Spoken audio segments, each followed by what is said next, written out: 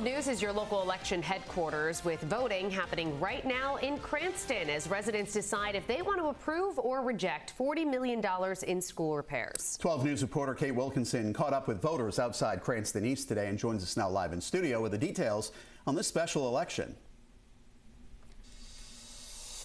Polls remain open until 8 tonight. I spoke with local election officials, and they tell me that turnout is expected to be low, but on par with previous special elections. But voters and local leaders are encouraging other Cranston residents to get out and vote.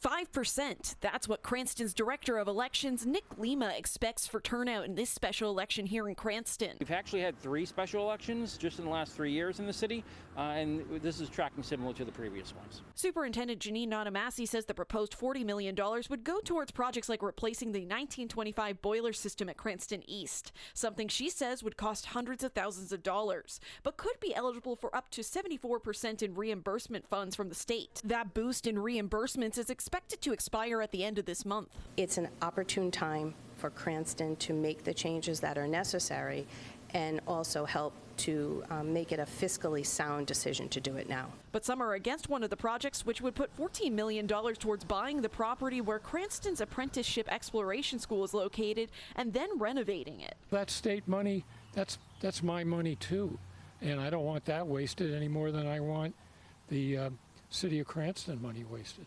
At the polls today, we spoke with voters who say they always participate in local elections. We didn't have to line up to vote. Yeah. Not enough people voting. Get out there and vote, or you have nothing to complain about. And I just want them to be excited and know that their one vote makes a difference.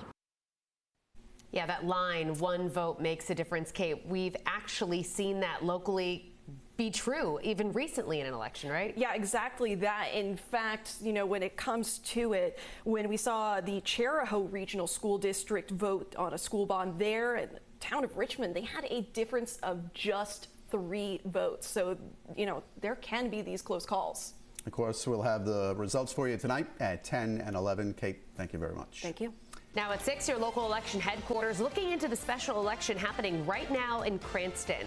Polls are open until 8 tonight. Residents are deciding if they want to approve or reject $40 million in school repairs. Kate Wilkinson is here now with what's in the proposal and how voters are feeling about it.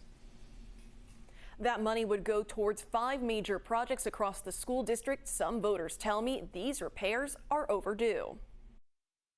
Linda and Dennis Murray say they voted in favor of the $40 million bond vote in Cranston, saying it's an important investment for the community. There are a lot of worthy kids here who need to be encouraged and have great potential. Superintendent Janine Notamasi says the money would go towards a number of projects across the district's roughly 30 buildings, from fixing Cranston West's parking lot. We're worried about it, frankly, caving in, to replacing a 1925 boiler system here at Cranston East. It's been long awaited that we need these things taken care of as far as our schools, and we got to get it done. The vote has received support from all 3 major candidates running for mayor in Cranston, both Democrat and Republican, but it has faced opposition. Steve Sykos says he's concerned about the $14 million that would go towards Cranston's Apprenticeship Exploration School. He says the money shouldn't go to a school that's math proficiency score is less than 3%. I agree that programs are needed, but we need programs that are successful.